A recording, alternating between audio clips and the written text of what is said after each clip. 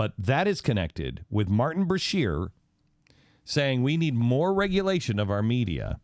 That is connected right to the guy from MSNBC who, I don't know anything about. Stu doesn't trust him at all.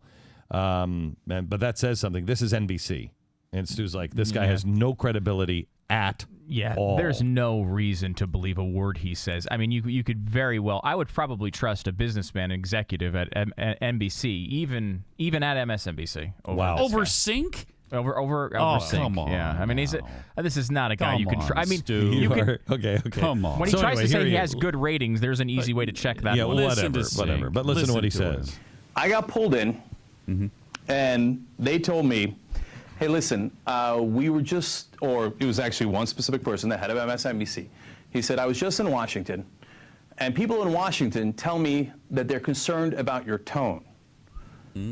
I was like, whoa.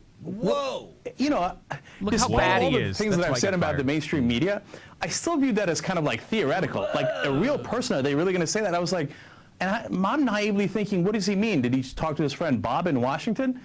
Why would you say people in Washington if you meant, oh yeah, I was talking to my buddy down at the shop? Stop. He's He goes on to say The implication is that But the can I White tell you House something?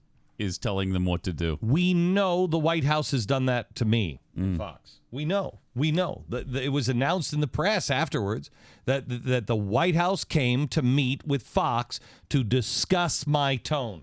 Now, you don't think they do that to all the others? Well, especially the course ones they do. they control, like Right. That's right. MSNBC. And So Fox you don't wouldn't be think that they receptive went, to it, yeah. and Fox was like, really? Well, just let us write down all the things he got wrong and we'll correct them. And then they never had anything. Let's just say this.